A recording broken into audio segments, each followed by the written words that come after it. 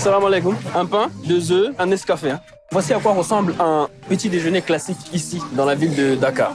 Vous avez du Nescafé, vous avez un peu de Nido, pour ceux qui aiment ça avec le lait, et vous avez un sandwich. Un sandwich à l'omelette assaisonné au bouillon cube. Et ce vendeur a une préférence pour Maggi. Plus de 2/3 de ses produits appartiennent à la firme Nestlé. Nestlé qui a avoué que plus de 60% de ses produits vendus en Occident n'étaient pas sains pour la santé. J'étais choqué. Choqué parce que nous avons l'habitude de penser que ces produits sont healthy, sont sains. Qu'en est-il de ces produits vendus en Afrique de l'Ouest? Je suis ici dans un laboratoire et je vais essayer de comprendre ce qu'il y a dans ces produits. J'ai avec moi 500 grammes de lait Nido. On ne peut pas appeler ça du lait, c'est autre chose. Du coup, en Europe, on vend du vrai lait Nido. Du lait Nido. Et ici en Afrique, on vend autre chose.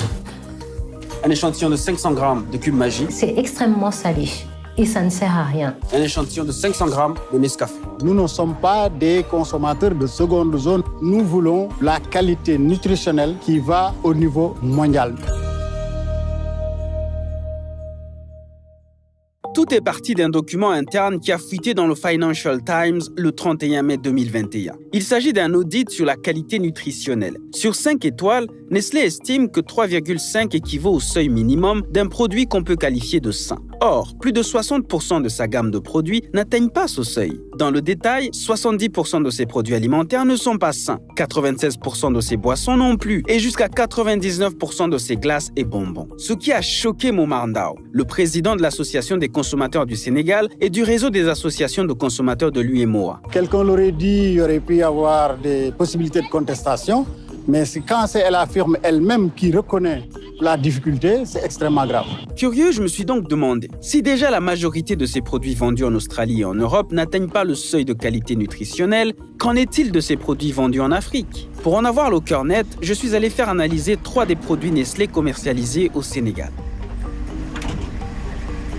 J'ai ici 500 grammes de lait Nido, un échantillon de 500 grammes de cube Maggi et un échantillon de 500 grammes de Nescafé. Aussitôt les résultats des analyses chimiques obtenues, je suis allé voir la nutritionniste et diététicienne Bintou Chersek. Basée à Dakar, elle dirige le cabinet de diététique Nutridéal.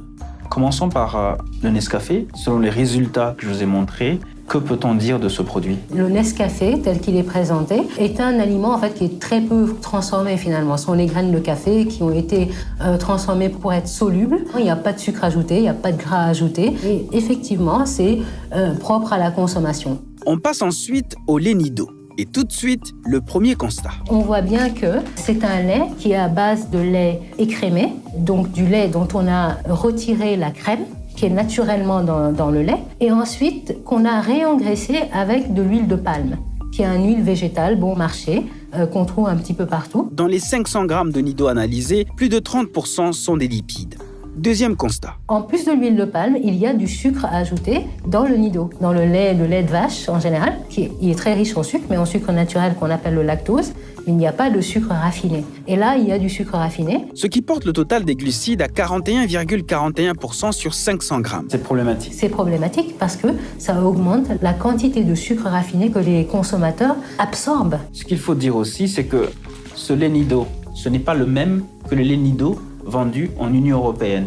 Où est la différence? En fait, les laits réengraissés à l'huile de palme, celui qu'on vend en Afrique, en tout cas au Sénégal, ne figure pas sur la liste officielle des produits laitiers de l'Union européenne. En d'autres termes, l'Union européenne ne considère pas ces produits-là comme du lait. Pour le vérifier, je suis allé dans un commerce en Europe. Alors là, je suis dans un supermarché en France, à Paris. Et quand vous regardez dans les rayons, il y a du lait Nido. Et quand vous regardez, tenez, vous allez voir du lait entier en poudre. Ici, c'est du lait entier. Alors que là-bas, c'est du lait qu'on a écrémé puis réengraissé à l'huile de palme. Donc, le Nido qu'on retrouve en Occident ou aux États-Unis, c'est du vrai lait Nido. C'est du vrai lait Nido. Mais chez nous, le lait est un succès d'année. C'est un produit de remplacement. On ne peut pas appeler ça du lait. Pour justifier la production de tels aliments, un argument revient constamment. Il y a cet argument. On dit les consommateurs en Afrique, au Sénégal en particulier par exemple, ils ont besoin de quelque chose qui est à la portée de leur pouvoir d'achat. De leur bourse. Effectivement, nous pensons qu'il faut tenir compte du pouvoir d'achat des Sénégalais, mais ce n'est pas une raison pour donner n'importe quoi aux consommateurs. Donc il faut trouver une bonne formule entre la qualité et le prix du produit. Qu'est-ce que pense Nestlé de tout ça? J'ai posé la question à son bureau d'Afrique de l'Ouest et voici sa réponse. D'abord, concernant l'audit qui a fuité. Ce n'est qu'environ 30% de notre portefeuille global qui n'atteint pas le seuil de 3,5 HSR. L'analyse présentée par le Financial Times ne concernait que la moitié environ du portefeuille. En d'autres termes, Nestlé dit que puisque seuls 30% de ses produits ont une note de moins de 3,5, cela veut dire que ce n'est pas trop grave. Au Sénégal, plus de 80% du portefeuille de nos produits sont enrichis en micronutriments, fer, iode, zinc, vitamines. Les bouillons Maggi et le lait Nido apportent du fer et font une réelle différence. En gros, Nestlé dit que ces produits sont bons pour la santé. Mais le sont-ils vraiment ? On n'a pas d'études en fait qui nous montrent si oui ou non cette transformation, ultra-transformation de ce lait est nuisible ou pas. Ouais. Il y a un vide.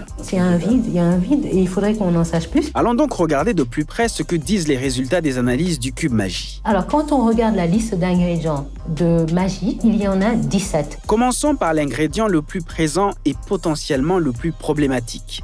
Le sel. C'est un bouillon qui pèse 10 grammes. La moitié de ces 10 grammes, c'est-à-dire les 5 grammes, c'est du sel. Alors l'OMS, l'Organisation mondiale de la santé, nous dit que pour que l'être humain soit en bonne santé, il ne doit pas dépasser plus de 5 grammes de sel ou consommer plus de 5 grammes de sel par jour. Imaginez, dans un bouillon cube, il y a déjà les 5 grammes de sel. Sans oublier qu'en cuisinant, certaines personnes rajoutent encore du sel. Dans notre pays, nous, Sénégalais, nous consommons 20 à 30 grammes de sel par jour. D'où la prévalence ou l'incidence de l'hypertension artérielle qui est absolument phénoménale ici au Sénégal. De son côté, le fabricant Nestlé se défend. Nous sensibilisons les consommateurs et leur fournissons des informations transparentes via nos forums, caravanes, étiquettes d'emballage. Au Sénégal, nos actions sur le terrain ont permis de sensibiliser plus de 600 000 contacts sur la consommation de sel, la carence en fer, tout en faisant la promotion d'une cuisine plus saine. Nestlé affirme également avoir diminué la quantité de sel. Nous avons renforcé le profil nutritionnel de nos assaisonnements Maggi en réduisant la teneur en sel de 10 à 15%. Pas suffisant, si l'on en croit le réseau national des chambres d'agriculture du Niger. Quelques jours avant la fuite de l'audit de Nestlé, ce réseau a publié un document sur les dangers des bouillons cubes dans Maggi Tablette, fabriqués en Côte d'Ivoire. Et voici la composition de Maggi Tablette. Il est composé de sel iodé, 54,3% à éviter, de glutamate de sodium E621, peu recommandable, de guanylate de sodium E627, tolérable sauf enfant, d'inocinate de sodium E631, tolérable sauf enfant, d'huile de palme raffinée à éviter, de caramel E150C à éviter, de pyrophosphate de fer, peu recommandable, et de lécithine de soja, tolérable. On a de fortes suspicions maintenant que tous ces additifs sont des perturbateurs endocriniens, c'est-à-dire qu'ils perturbent notre organisme et contribuent à l'incidence de certaines maladies, notamment de maladies chroniques, etc. En résumé, docteur, vous me dites que dans les 3 échantillons que nous avons apportés ici, en gros, si je comprends bien, la seule chose vraiment consommable ici, c'est le Nescafé. Absolument. Le deuxième, qui n'est pas bon, mais qui n'est pas aussi mauvais que le troisième, c'est le Nido. Et puis, celui qui doit être vraiment éliminé, c'est bien le bouillon cube. Pour réduire la consommation des bouillons cubes, le gouvernement sénégalais a désormais décidé de les taxer à 25%, qu'ils soient importés ou locaux. Mais les bouillons cubes sont toujours là. Pourquoi ne pas les interdire ? Je suis allé chercher la réponse chez le commissaire aux enquêtes économiques. Le Sénégal est un pays membre de l'Organisation mondiale du commerce. Le Sénégal est également membre de la CEDEAO. L'OMC prône la circulation des marchandises. La CEDEAO prône, quant à elle, la libre circulation des personnes et des biens. Donc vous convenez avec moi que c'est un peu délicat. Si vous dites que ce produit-là ne rentre pas au Sénégal, ce pays peut attaquer le Sénégal devant l'organe de règlement des différends. Et là, vous serez sanctionné. Pourtant, des alternatives existent. C'est ce que propose par exemple Eliman Foster, qui dirige cette petite entreprise familiale. Les gens sont préoccupés par leur bien-être. Aujourd'hui, c'est aider les gens à manger bien, manger mieux, manger bio et manger local. Donc c'est la tradition culinaire africaine que nous ramenons sur la table en fait. Oui, mais sont-ils vraiment 100% naturels ? C'est des produits qui n'ont pas d'intrants chimiques. C'est des plantes qui sont cueillies à l'état naturel, transformées, sans arôme artificiel, sans monoxyde de sodium, sans stabilisateur. Mais Eliman tiendra-t-il face à la concurrence des mastodontes comme Nestlé ? Rien n'est sûr. Il doit y avoir des politiques fortes pour nous protéger de certains aliments qui nous nuisent énormément. Les bouillons, c'est quelque chose qui a été importé. C'est pas africain, c'est pas nous en fait. Et nous ne devons pas sous prétexte de prix moins cher, recevoir donc des produits non conformes. Comment respecter les accords de libre-échange tout en protégeant les consommateurs et les producteurs sénégalais? En parlant des consommateurs sénégalais, il pourrait bientôt manquer de poissons. Pour en savoir plus, regardez le poisson détourné du Sénégal et abonnez-vous à notre chaîne AG+ Français pour ne pas rater nos prochaines vidéos.